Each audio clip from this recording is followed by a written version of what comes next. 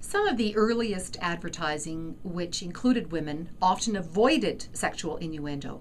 In Canadian tobacco iconography, the Aboriginal brave was frequently associated with tobacco in various forms, even though most tobacco tilling was done by the community's women.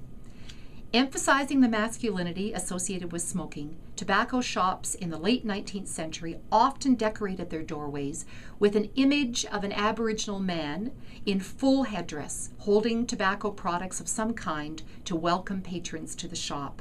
Sometimes this nod of the head to the Aboriginal contribution of early tobacco production was in the form of a picture, but on occasion, when the cigar or tobacco store could afford it, a full statue graced the entranceway.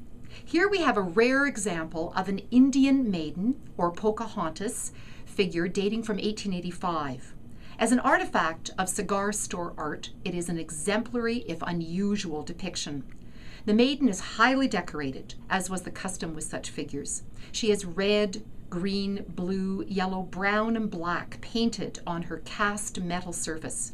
She is physically imposing, standing over 5 feet tall on an 8-inch cast metal base that would bring her to roughly the same stature as many men, or less likely women, frequenting the store. She holds a bunch of cigars in one hand and tobacco leaves in the other.